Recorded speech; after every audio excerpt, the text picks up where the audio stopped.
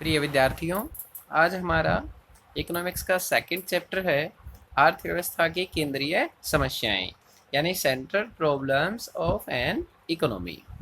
इसके अंदर बहुत से छोटी छोटी चीज़ें आएंगी, इसका ध्यान रखना। यानी अर्थव्यवस्था की केंद्रीय समस्याएं, सेंट्रल प्रॉब्लम्स क्या हैं, आर्थिक समस्या क्या है। फर्स्ट हमारा क्वेश्चन उठता है कि आर्थिक समस्या क्या है। तुम भी सोचते हो प्रत्येक मनुष्य की आवश्यकताएं असीमित हैं। मनुष्य की आवश्यकताएं बहुत ज़्यादा होती हैं, परंतु इनको संतुष्ट करने वाले साधन सीमित हैं। यानी उनके पास पैसे कम हैं, उत्पादन कम है। एक अर्थव्यवस्था के लिए यह संभव ही नहीं है कि प्रत्येक नागरिक के लिए प्रत्येक वस्तु का उत्पादन कर सके, क्योंकि किसी भी अर्थव्यवस्था के पास इतने अधिक साधन नहीं होते। अतएव प्रत्येक अर्थव्यवस्था को यह चुनाव करना पड़ता है कि अर्थव्यवस्था के साधनों जैसे भूमि, श्रम, पूंजी आदि का किस प्रकार प्रयोग किया जाए। उदाहरण के लिए अर्थव्यवस्था को निर्णय लेना पड़ता है कि कितने साधनों का प्रयोग उद्योगों के विकास के लिए किया जाए, कितनों का कृषि के विकास के लिए किया जाए। साधनों के चुनाव संबंधी इसी समस्या को ही आर्थिक समस्या कहा जाता है। अतः आर्थिक समस्या चुनाव की समस्या है या साधनों के बचतपूर्ण प्रयोग की समस्या है। यह ध्यान रखना चाहिए कि आर्थिक समस्या केवल वर्तमान साधनों के वितरण की समस्या ही नहीं, बल्कि भविष्य में उनके विकास तथा वितरण की समस्या भी है। अतएव आर्थिक समस्या वह समस्या है जिसका संबंध वर्तमान साधनों के उचित बंटवारे तथा भविष्य में साधनों की वृद्धि और उनके वितरण से है। तो हमने क्या पढ़ा भाई? आर्थिक समस्या। आर्थिक समस्या है हमारी आवश्यकताएं असीमित हैं, उनको पूरा करने के लिए साधन सीमित हैं। तो इस प्रकार साधनों का प्रयोग किया जाए। साधन मीन क्या होता है? Land, labour, capital. इन साधनों का इस प्रकार प्रयोग किया जाए कि अधिक से अधिक संतुष्टि प्राप्त हो। यानी इन साधनों का इस प्रकार उत्पादन के लिए प्रयोग किया जाए, इनका इस प्रकार चुनाव किया जाए जिससे अधिकतम विकास किया जा सके। इसी चुनाव को आर्थिक समस्या कहा जाता है। इसके अंदर डेफिनेशन दे रखी है भाई, लेफ्ट बीच के अनुसार, एरिक रोल के अनुसार। आप चाहें कोई सी भी एक पढ़ सकते हैं, इसको अच्छी तरह ध्यान देके पढ़ लेना। अब क्या है, अब प्रश्न उठता है, सबसे पहले प्रश्न आता है कि भी आर्थिक समस्या क्या है और इसके क्या कारण हैं। तो हम क्या पढ़ेंगे भाई? आर्थिक समस्या के क्या कारण हैं। अभी अभी हमने पढ़ा है कि आर्थिक समस्या के उत्पन्न होने के 3 कारण हैं। बहुत अच्छा है। नंबर 1 क्या है? असीमित आवश्यकताएं। यानी मनुष्य की आवश्यकताएं असीमित होती हैं। समाज में रहने वाले किसी भी व्यक्ति की या किसी समाज में सभी सदस्यों की आवश्यकताएं निश्चित नहीं है या उनकी आवश्यकताओं को संतुष्ट नहीं किया जा सकता। कैसे? यदि मान लो किसी व्यक्ति की पहले डिमांड है किसी वस्तु की, एक परिवार मांगता है, मान लो भाई हमें रंगीन टेलीविजन चाहिए, उसके साथ साथ उसको वीडियो कैमरा भी चाहिए, कंप्यूटर भी चाहिए, कीमती कार भी चाहिए, मोबाइल फ़ोन भी चाहिए। अधिकतम वृद्धि होने की संभावना होती रहती है। इस प्रकार प्रत्येक समाज की आवश्यकताएं असीमित हैं। एक आवश्यकता को पूरा कर दिया जाए तो दूसरी आवश्यकताएं जन्म ले लेती हैं। तो पहला पॉइंट है हमारा असीमित आवश्यकताएं। दूसरा है सीमित या दुर्लभ साधन।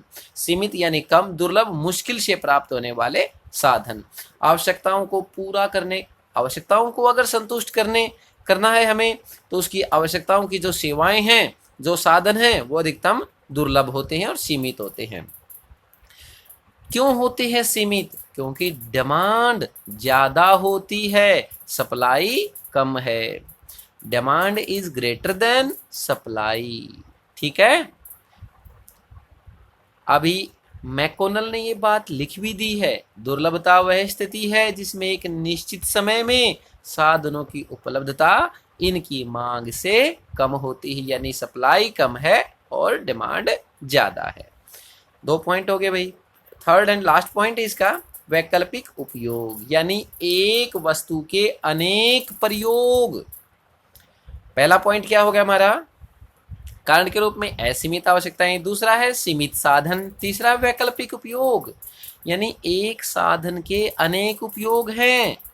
जैसे मान लो दूध एक सीमित साधन है, किसी के पास दूध है, मान लो 1 किलो दूध है किसी के पास, वो उस दूध को क्या प्रयोग कर सकता है हम, अगर हमारे पास 1 किलो दूध है तो क्या कर सकते हैं हम, उसका पनीर बना लें, रसगुल्ले बना लें, आइसक्रीम बना लें, दूध ही पी लें, चाय बना लें, खीर बना लें, लस्सी बना लें, यानी दूध के अनेक उपयोग हैं, विकल्प के रूप में अनेक उपयोग हैं। इस प्रकार उसको हम एक ही प्रयोग कर सकते हैं, यानी हमें किसी भी साधन का विकल्प के रूप में इस प्रकार प्रयोग करना है कि हमें अधिक से अधिक संतुष्टि प्राप्त हो। अगर हमें कोई बोलता है कि आर्थिक समस्या क्या है, इसके क्या कारण है, तो आर्थिक समस्या हमने स्टार्टिंग में पढ़ लिया था, और उसकी समस्याएं हैं, आर्थिक समस्याएं हैं, वो 3 कारण हो गए हमारा, असीमित आवश्यकताएं, सीमित साधन, असीमित आवश्यकताएं, सीमित साधन और उनके वैकल्पिक प्रयोग। अब सेकंड वाला क्वेश्चन बनता है इस लेसन के अंदर, अर्थव्यवस्था की केंद्रीय समस्याएं क्या हैं, यानी अर्थव्यवस्था हमारी इकोनॉमी के अंदर क्या है सेंट्रल प्रॉब्लम, जो हमारा मेन लेसन है। अर्थव्यवस्था से अभिप्राय उस प्रणाली से है जिसके द्वारा मनुष्य अपनी आजीविका कमाते हैं तथा आवश्यकताओं की संतुष्टि करते हैं। प्रत्येक अर्थव्यवस्था की कुछ आधारभूत आर्थिक समस्याएं होती हैं। इन समस्याओं को एक अर्थव्यवस्था की केंद्रीय समस्याएं भी कहा जाता है। प्रत्येक अर्थव्यवस्था को निम्नलिखित 3 केंद्रीय समस्याओं का सामना करना पड़ता है। ये समस्याएं संसाधन आवंटन की आधारभूत समस्याओं की ही शाखाएं हैं। क्या है समस्या, ये समस्या क्या बोलती है हमें। तुम मान लो किसी कंपनी को खोलना चाहते हो, कोई कंपनी खोलना चाहते हो, कोई भी कार्य स्टार्ट करना चाहते हो, तो सबसे पहले क्या मन में आएगी हमारी, जो हमारे मन में आती है वही हमारी केंद्रीय समस्या है। पहला कि किन वस्तुओं तथा सेवाओं को उत्पादन किया जाए। हम भी यही सोचेंगे भाई, अगर हमें कोई भी वस्तु का उत्पादन करना है तो हम सोचेंगे कि क्या बनाएं, किस वस्तु का उत्पादन करें और कितनी मात्रा में करें, किन वस्तुओं का उत्पादन करें या सेवा हो और कितनी मात्रा में। तो पहला पॉइंट क्या है, किन वस्तुओं या सेवाओं का उत्पादन किया जाए और कितनी मात्रा में किया जाए। दूसरा उत्पादन किस प्रकार किया जाए, उत्पादन कैसे करेंगे। और तीसरा है उत्पादन किसके लिए किया जाए, किसके लिए मीन उद्योगों के लिए किया जाए, फार्मर्स के लिए किया जाए, स्टूडेंट्स के लिए किया जाए, यानी किस लिए किया जाए, या आम सिटीजन के लिए किया जाए, उत्पादन किसके लिए किया जाए। तो क्या समस्याएं हैं, ये तीनों समस्याएं होगी, क्या, कैसे, किसके लिए। क्या उत्पादन किया जाए, कैसे उत्पादन किया जाए और किसके लिए उत्पादन किया जाए। इनकी विस्तार पूर्वक व्याख्या करने की जरूरत नहीं है, इसको आप अपने आराम से लिख सकते हैं। एक बार यदि आप बुक में से इनको अच्छी तरह पढ़ लेंगे तो बार बार इसको समझाने की जरूरत नहीं पड़ती। लेकिन तीनों समस्याओं को याद होना चाहिए तुम्हें, क्या उत्पादन करना है, कितनी मात्रा में, कैसे उत्पादन करना है, किसके लिए उत्पादन करना है। ये तीनों पॉइंट्स तुम्हें क्लियर होने चाहिए। ये भाई तुम देख लेना, ये मुश्किल नहीं है, आराम से तुम पढ़ सकते हो। इसके बाद हमारा 2.1 के अंदर आता है कि भाई केंद्रीय समस्याओं का समाधान अलग अलग अर्थव्यवस्थाओं के रूप में। अर्थव्यवस्थाएं अलग अलग होती हैं। बाजार अर्थव्यवस्था यानी पूंजीवादी अर्थव्यवस्था। क्या होती है पूंजीवादी, ये भी 2 नंबर का क्वेश्चन आ जाता है कई बार। बाजार अर्थव्यवस्था वह अर्थव्यवस्था है जिसमें आर्थिक क्रियाओं का बाजार शक्तियों की स्वतंत्र अंतर्क्रियाओं पर छोड़ दिया जाता है। बाजार अर्थव्यवस्था एक स्वतंत्र अर्थव्यवस्था है जहां उत्पादकों को यह निर्णय लेने की स्वतंत्रता होती है कि क्या, कैसे और किसके लिए उत्पादन किया जाए। यह निर्णय उत्पादन किस आधार पर लेते हैं, यह बाजार में पूर्ति और मांग की शक्तियों पर निर्भर करता है। उत्पादन उन वस्तुओं का उत्पादन करेंगे जिनकी मांग अधिक है, यानी पूंजीवादी अर्थव्यवस्था। इसके अंदर मानव कल्याण का कोई जिक्र नहीं है, किसी को फायदा हो या ना हो, लेकिन उत्पादन करने वाले को फायदा होना चाहिए। उसकी वस्तु की डिमांड होनी चाहिए, सप्लाई कम होनी चाहिए। सप्लाई कम है तो उसकी वस्तु की ज़्यादा डिमांड है तो उसकी वस्तु सारी बिक जाएंगी। यानी पूंजीवादी अर्थव्यवस्था केवल डिमांड और सप्लाई के ऊपर ही आधारित है।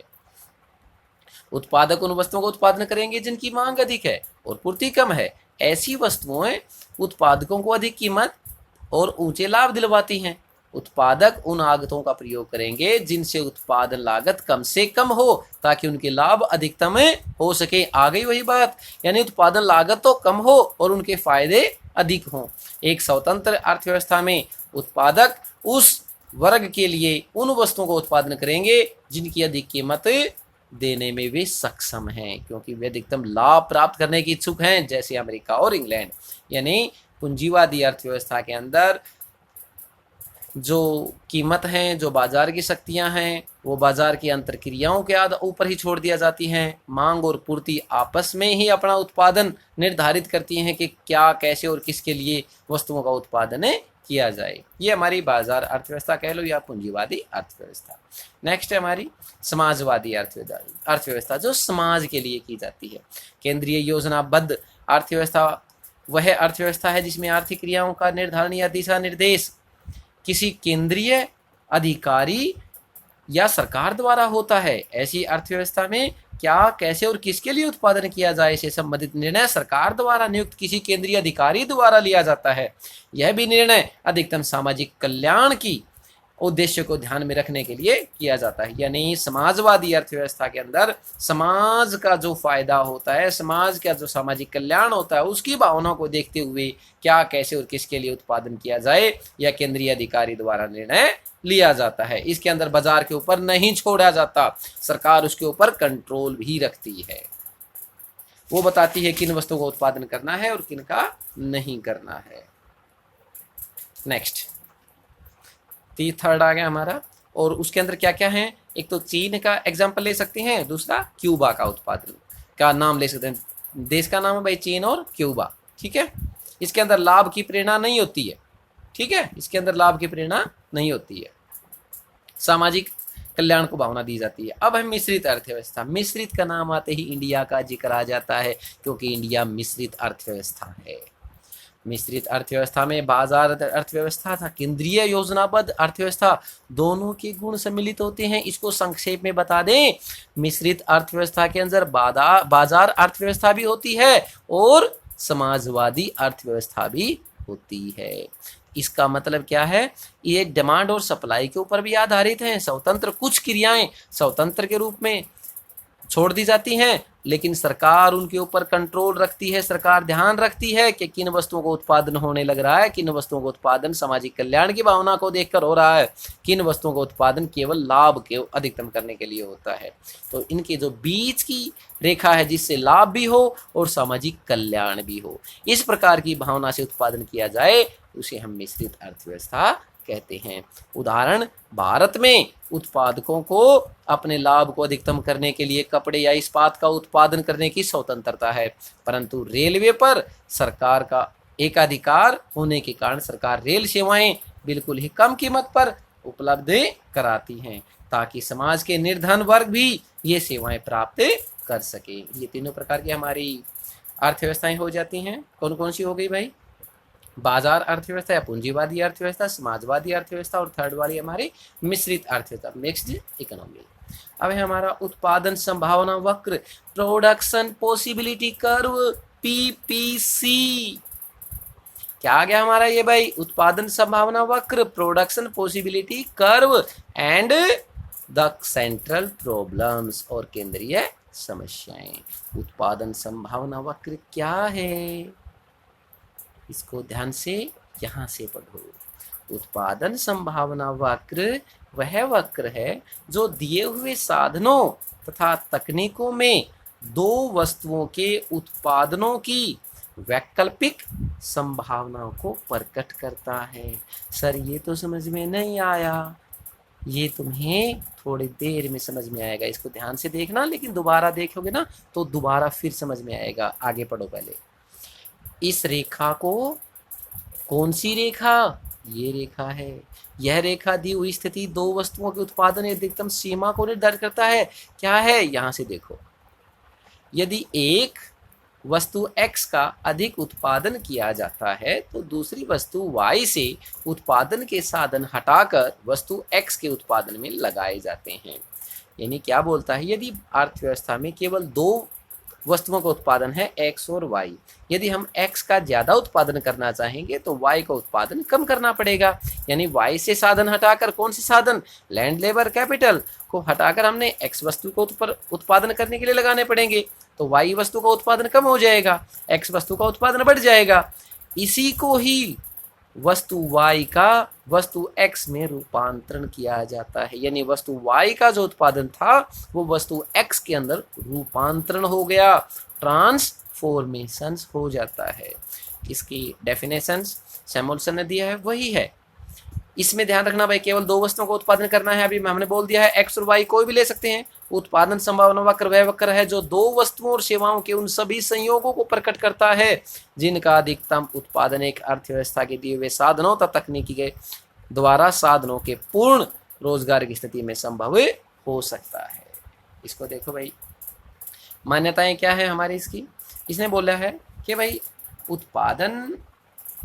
उत्पादन के साधनों की स्थिर मात्रा, यानी उत्पादन के साधन है उनकी स्थिर मात्रा है, ठीक है, उनकी मात्रा स्थिर है, इसको घटाया बढ़ाया नहीं जा सकता साधनों को। दूसरा है उपलब्ध साधनों का पूर्ण एवं कुशल उपयोग, जो उपलब्ध साधन है उसका पूर्ण उपयोग होने लग रहा है, ठीक है, उसका कुशलता पूर्वक प्रयोग होने लग रहा है। ये ऐसा ना हो कहीं उसको आधे टाइम खाली छोड़ देते हैं, पूर्ण प्रयोग होने के लिए उसको उत्पादन बढ़ा दें, नहीं, साधनों का पहले ही प्रयोग होने लग रहा है पूरा। स्थिर तकनीक, यानी तकनीक में कोई परिवर्तन नहीं होगा। दो वस्तुएं, केवल दो वस्तुओं का उत्पादन होता है, केवल दो वस्तुओं के संयोगों को दर्शाया जाता है कि कितना कितना उत्पादन कर सकते हैं। इसको हम उदाहरण के माध्यम से भी समझा सकते हैं। ये दे रखा बहुत अच्छा एग्जाम्पल है। वस्तुएं, दो वस्तुओं का उत्पादन है तो गेहूं, एक कपड़ा, और इसकी ये संभावनाएं दे दी हैं ABCD, ये संयोग हैं। क्या है ये, संयोग हैं, ये पॉसिबिलिटीज हैं। गेहूं यानी व्हीट ले लिया, कपड़ा क्लॉथ ले लिया। जब सारे साधन कपड़े उत्पादन के लिए लगाए जाते हैं तो 12 गांठों का उत्पादन होता है, क्योंकि सभी साधन कपड़ा पर लगाए रखे हैं तो गेहूं का उत्पादन 0 होगा। यदि कपड़े से कुछ उत्पादनों को हटा लिया जाता है, गेहूं उत्पादन के अंदर लगा दिया जाता है कुछ साधनों को, तो गेहूं का उत्पादन थोड़ा सा बढ़कर 2 और कपड़े का उत्पादन थोड़ा सा कम होकर 10 हो जाता है। यानी हम उत्पादन का A संयोग भी प्राप्त कर सकते हैं, उत्पादन का B संयोग भी। यदि हमें कपड़े का उत्पादन ज़्यादा नहीं चाहिए तो इसके साधनों में से और भी साधन कम करके गेहूं के उत्पादन के लिए लगा दिए जाते हैं, तो गेहूं का उत्पादन 4 टन हो जाता है और कपड़े का जो उत्पादन था, प्रोडक्शन थी, वो 6 गांठें रह जाती हैं। यानी कपड़े के उत्पादन से साधनों को हटाकर गेहूं के उत्पादन की तरफ लगाया जाता है तो कपड़े का उत्पादन भी कम होता जाता है। इसी प्रकार यदि उत्पादन के सभी साधन कपड़े से हटाकर गेहूं की तरफ लगाए जाते हैं तो गेहूं का उत्पादन 6 टन हो जाता है, जबकि गांठें का उत्पादन 0 रह जाता है। इस प्रकार ये 4 संभावनाएं हैं। हम अपनी संतुष्टि के अनुसार चाहे तो A संभावना ले सकते हैं, यदि हमें गेहूं की आवश्यकता नहीं है तो कपड़े का उत्पादन कर लो, हमें कम गेहूं की आवश्यकता है तो B हमारी पॉसिबिलिटी है, और यदि दोनों इक्वल नज़दीक चाहिए हैं तो C पॉसिबिलिटी है, यदि हमें कपड़े की आवश्यकता नहीं है तो D पॉसिबिलिटी है। यानी ये क्या है, चारों के चारों संयोग हैं, पॉसिबिलिटीज़ हैं। ये यही लिखी हुई है सारी बातें, इसको ध्यान से देख लेना। अब इसको हम एक डायग्राम के माध्यम से भी समझा सकते हैं। डायग्राम क्या बोलता है हमें, डायग्राम बोलता है, चलो हम आपको यहाँ बना के दिखाते हैं डायग्राम। एक ध्यान रखना बेटा, इसको बनाते समय ध्यान जरूर रखना। मान लो एक ये हो गया हमारा और एक ये लाइन है, जो ये लाइन है इसको हम एक्स एक्सिस बोलते हैं, यानी एक्स पॉइंट। तीर का निशान जरूर लगाना है क्योंकि आगे बढ़ा सकते हैं हम इसको। ये हमारा वाई एक्सिस है, ठीक है। मान लिया हमने यहाँ पर व्हीट को दर्शाया है, व्हीट इन टन्स, ठीक है, व्हीट इन टन्स के अंदर, और ओ वाई एक्स पर हमने क्लॉथ को ले लिया है, क्लॉथ बेल्स यानी गांठें के रूप में ले लिया है, ठीक है। और उसका उत्पादन, ये 0 पॉइंट होता है, 0 ओरिजिन पॉइंट होता है, यहाँ पर x भी 0 होता है और y भी 0 होता है। मान लो यदि हम वीट का उत्पादन करते हैं तो 2 का उत्पादन होता है, फिर 4 का उत्पादन होता है और 6 का, अकॉर्डिंग आवर टेबल जो हमने किया था, ठीक है। और यहाँ उत्पादन करेंगे तो 2 क्लॉथ का, 4, 6, 8, 10, 12 तक था ना, तो 12 तक ले लो, ठीक है। अब 12 और 6 को मिला दो, ठीक है। ये जो पॉइंट था, यहाँ पर 12 गांठों का उत्पादन होता है और वीट 0 है, यानी ये हमारा ए संयोग है। और बी संयोग क्या था, 10 और 2, याद होगा ना, 10 और 2, यानी ये हमारा बी संयोग है। ये हमारा क्या है, बी संयोग है। 10 गांठी का उत्पादन कर लो या 2 टन गेहूं का। उसके बाद क्या आया था, सी, यानी 6 और 4, याद है, सी, 6 गांठे का उत्पादन कर लो या 4 क्विंटल या 4 टन गेहूं का उत्पादन कर लो। ये सी हो गया संयोग हमारा। और ये पॉइंट डी, यहाँ पर 6 टन गेहूं का उत्पादन करो या 0 गांठों का उत्पादन करो। इसको हम इस प्रकार विस्तृत कर सकते हैं, उत्पादन। और ये हमारा जो ए से डी तक है, इसी को हम पीपीसी बोलते हैं। क्या बोलते हैं, पीपीसी, प्रोडक्शन पॉसिबिलिटी कर्व। इसके अंदर थोड़ी सी चीजें और बता देते हैं। ये हमारे उत्पादन के सभी साधन इस लाइन के ऊपर हैं, इस लाइन के बाहर हम उत्पादन नहीं कर सकते हैं। यदि हमें कोई बोल दे कि अपना उत्पादन यहाँ कर लो ना, आपका उत्पादन बढ़ जाएगा, ये हमारे उत्पादन के, हमारे पास जो साधन हैं उससे ज्यादा हैं, यहाँ हम उत्पादन नहीं कर सकते। यह हमारा अनअटेनेबल कॉम्बिनेशन ऑफ आउटपुट है, यह हमारी पहुंच से बाहर है, यहाँ हम उत्पादन नहीं कर सकते, क्योंकि हमारा प्रोडक्शन पॉसिबिलिटी कर्व ये है। यहाँ उत्पादन हो जाएगा तो हमारे पास साधन ही नहीं है, तो यहाँ उत्पादन नहीं हो सकता। अब कोई बोल दे हमें कि हम उत्पादन यहाँ क्यों नहीं कर सकते भाई, एफ पॉइंट पर इसलिए क्योंकि हमारे उत्पादन के साधन तो ये पीपीसी हैं। अगर इससे कम उत्पादन करेंगे तो कुछ साधन खाली रह जाएंगे, साधनों का पूर्ण उपयोग नहीं होगा। साधनों का पूर्ण उपयोग नहीं होगा तो वो व्यर्थ पड़े रहेंगे, अर्थव्यवस्था बिगड़ जाएगी। यानी केवल उत्पादन ए बी सी डी जो लाइन है, यानी पीपीसी जो कर्व है, यो प्रोडक्शन पॉसिबिलिटी कर्व है, इसी के ऊपर हम उत्पादन कर सकते हैं। ए बी सी डी के अलावा और भी अनेक पॉइंट्स हो सकते हैं, किसी भी पॉइंट्स के ऊपर उत्पादन हमें कर सकते हैं, लेकिन इससे बाहर और इसके अंदर हम उत्पादन नहीं कर सकते। इसी बात को हम विस्तार पूर्वक लिख दो।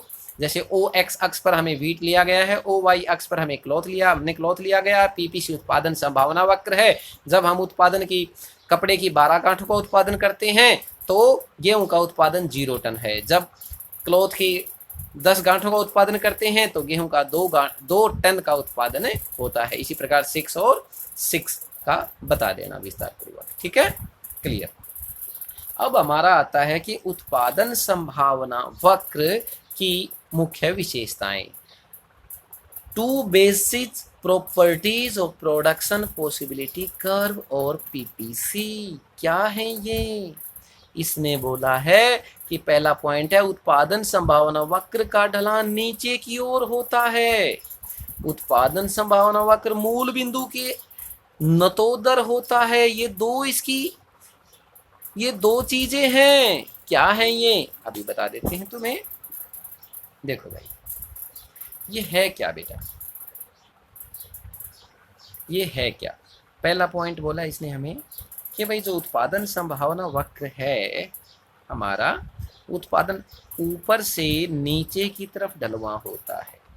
यानी एक वस्तु x ले ली, एक वस्तु y, यानी x वस्तु का यदि उत्पादन कम होगा तभी y वस्तु का उत्पादन बढ़ेगा।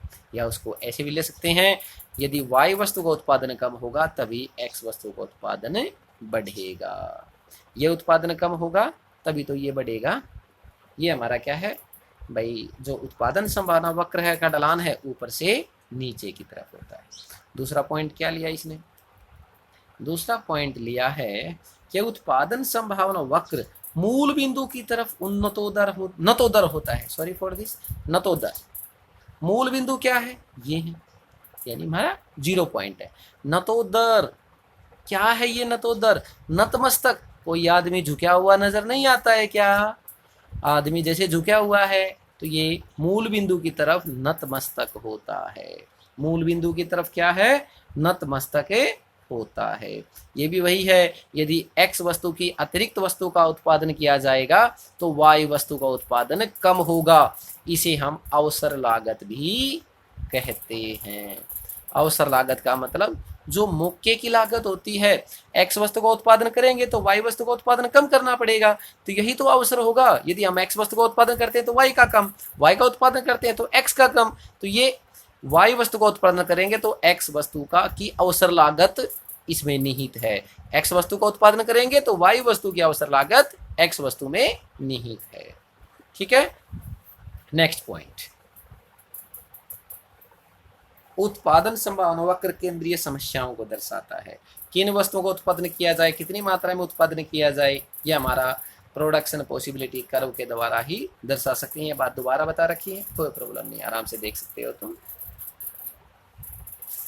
उत्पादन कैसे करना है, दूसरा पॉइंट आ गया हमारा, उत्पादन कैसे करना है। हमें पता है उत्पादन संभावना वक्र के ऊपर ही उत्पादन करना है। ABC ई पॉइंट हमें नहीं लेना है, क्योंकि ये उत्पादन के साधन आधे खाली रह जाएंगे। उत्पादन के साधनों का पूरा प्रयोग नहीं होगा। पूरा प्रयोग कब होगा, जब ABC पॉइंट के ऊपर उत्पादन होगा। नेक्स्ट, साधनों का पूर्ण प्रयोग, ये भी वही पॉइंट है। साधनों का पूर्ण प्रयोग कब होगा, जब साधनों का पूर्ण प्रयोग P पॉइंट के ऊपर होगा। यानी बोल लिख रखा है इसने, fuller utilization of resources and the potential level of output.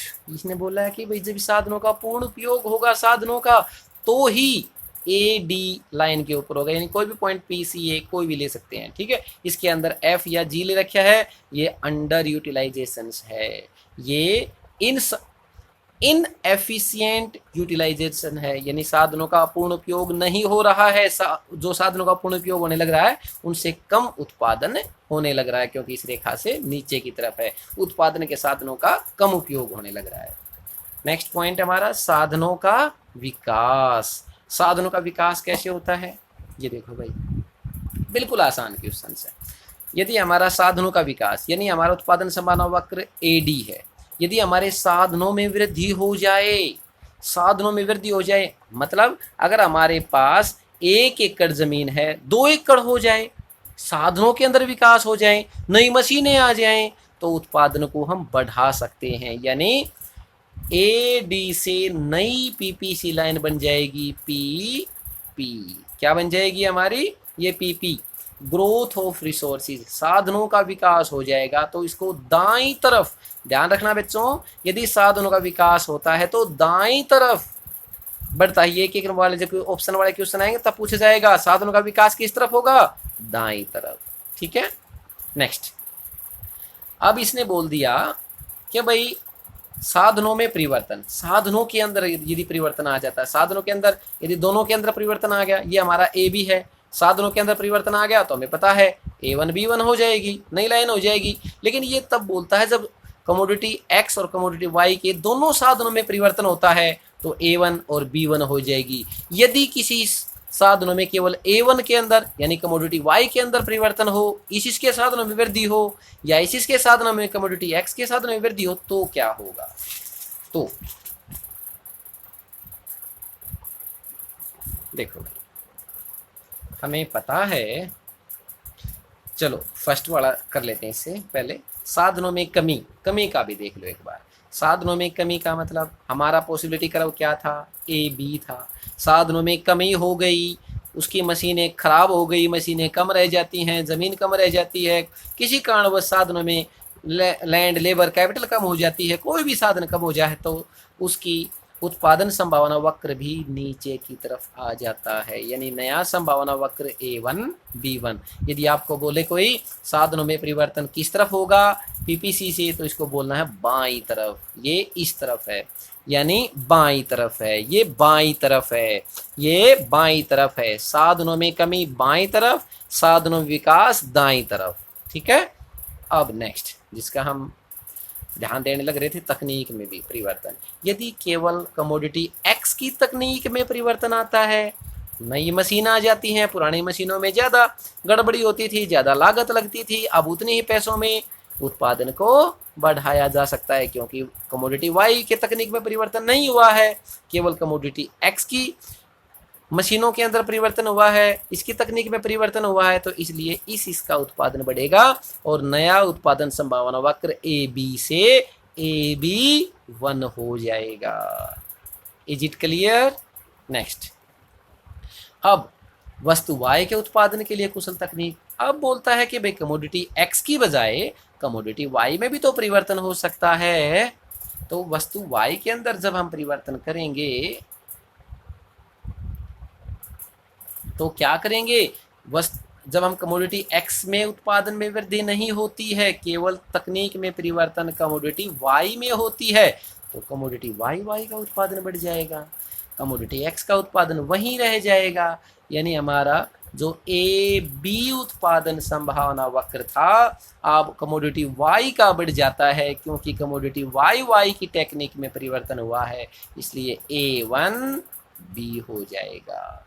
Clear है? और यदि दोनों में परिवर्तन हो जाता है, कमोडिटी एक्स की तकनीक में भी परिवर्तन हो जाता है, कमोडिटी वाई की तकनीक में भी परिवर्तन हो जाता है, लिख रखा है ना, दोनों वस्तुओं एक्स और वाई के उत्पादन के लिए कुशल तकनीक का प्रयोग, दोनों के लिए प्रयोग नई तकनीक का होने लग जाए, efficient technology for both X and Y, दोनों के अंदर परिवर्तन हो जाता है, तो यह सरक कर AB से A1 B1 हो जाती है, यानी दोनों तरफ बढ़ जाती है।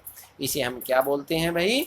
तकनीक में परिवर्तन, दोनों वस्तुओं की तकनीक में परिवर्तन। तो यह ग्रोथ हो जाती है, तो किस तरफ होगी हमारी? दाईं तरफ। बच्चों ध्यान रखना, कई बार बता चुके हैं हम, यदि दाईं तरफ वृद्धि होती है, यदि दाईं तरफ बढ़ता है तो विकास होगा, बाईं तरफ अगर आ जाता है, यो हमारा जो पीपीसी वक्र है, ये इस तरफ बाईं तरफ आ जाता है तो कमी होगा।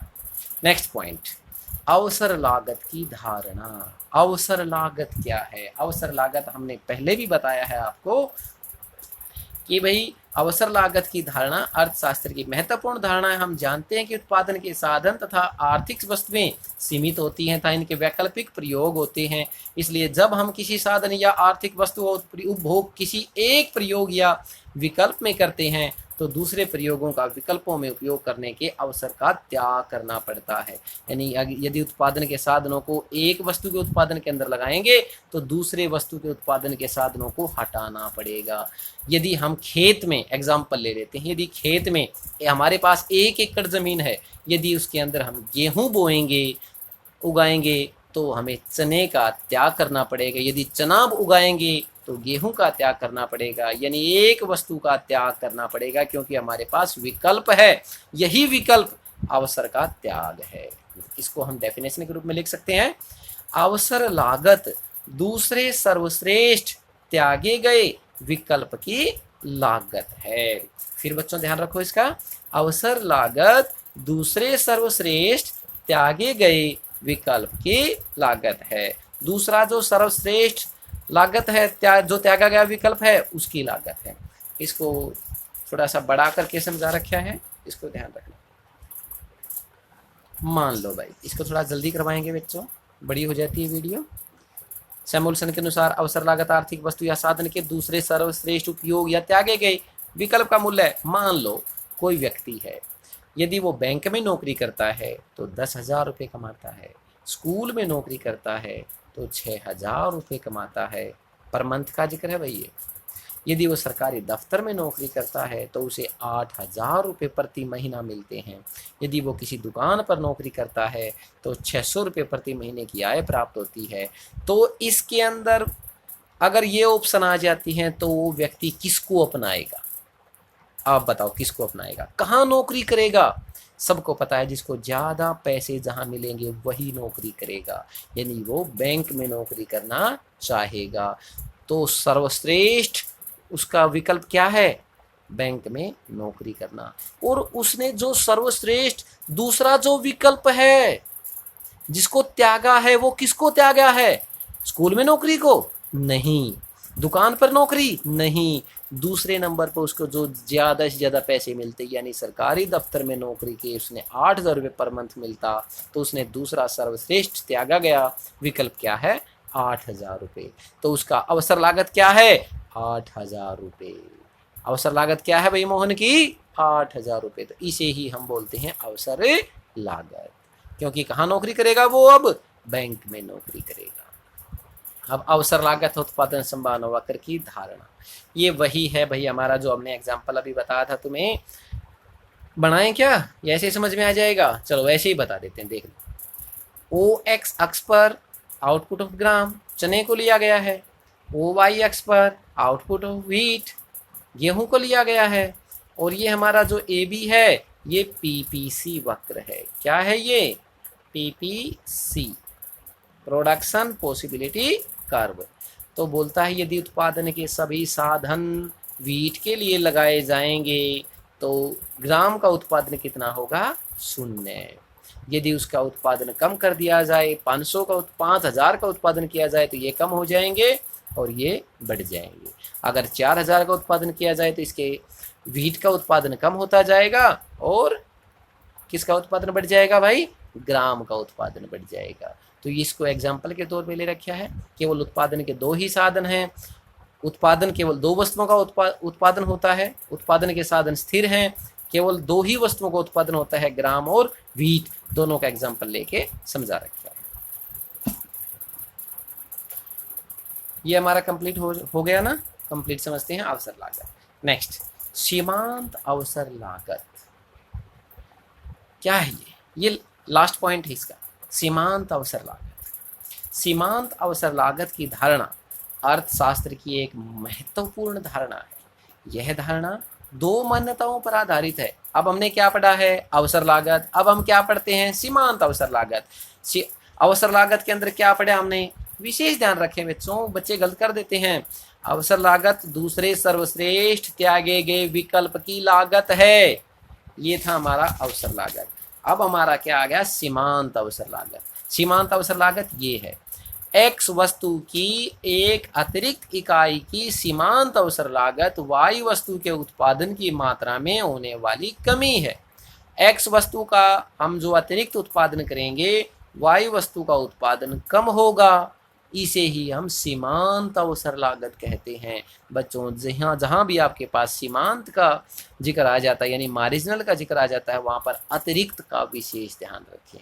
अन्य शब्दों में एक्स वस्तु की सीमांत अवसर लागत से विपरीत वाई वस्तु के उत्पादन की मात्रा में होने वाली उस कमी से है जो एक्स वस्तु की एक अधिक इकाई के उत्पादन के फलस्वरूप होती है, जबकि उत्पादन के साधन और तकनीक स्थिर होते हैं। यानी क्या समझ में आया?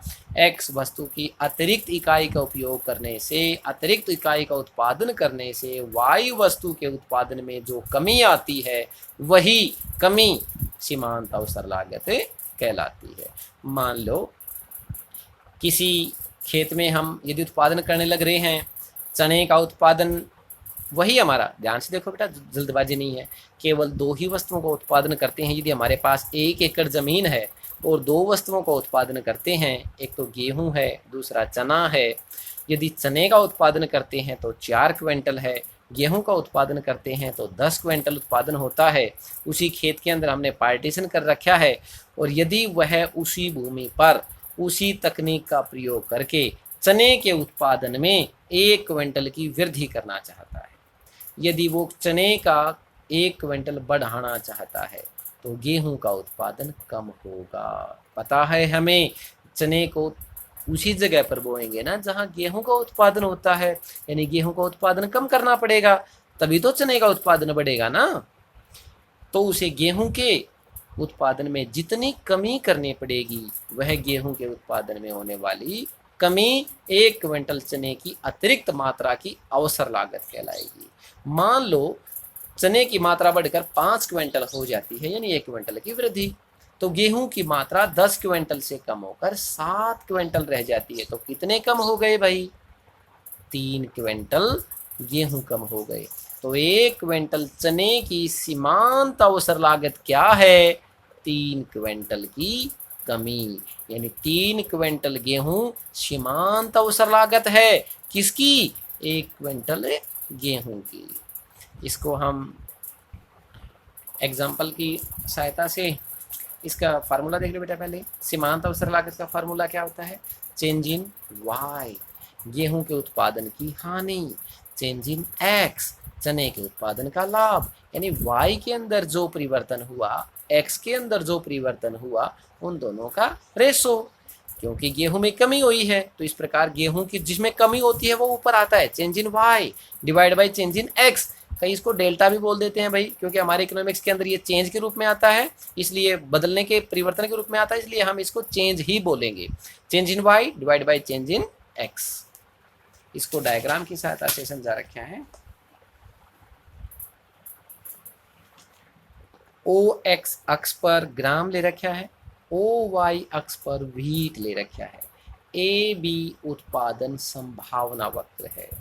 यदि के उत्पादन होता था और के उत्पादन के ऊपर ओ एल उत्पादन होता है ग्राम का, ओ के उत्पादन होता है व्हीट का, ए हमारा कॉम्बिनेशन है। ठीक है, संभावना वक्र है।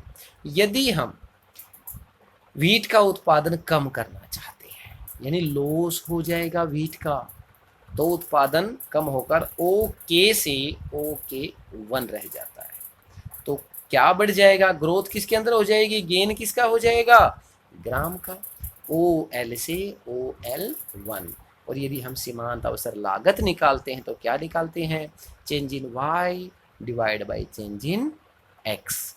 या इसको हम ऐसे भी लिख सकते हैं, A B divide by B C. या इसको हम ऐसे भी लिख सकते हैं, के 1 डिवाइड बाई एल 1। ये आपकी इच्छा, आप कैसे लिखते हैं। क्या? दोबारा सुनो, change in Y divide by change in X. किसका है ये सर? सीमांत अवसर लागत निकालनी है। Change in Y divide by change in X, या A B divide by B C, ये भी सीमांत अवसर लागत है। या इसके सामने क्या है? के 1 divide by L 1। Is it clear? ये हमारा सेकंड लेसन कंप्लीट हो गया बच्चों। आप इसको अच्छी तरह तैयार करो। अगर आपके पास बुक है तो नीचे की तरफ जो सारांश विवरण दे रखे है, इसको अच्छी तरह पढ़ोगे तो आपको बिल्कुल क्लियर समझ में आ जाएगा।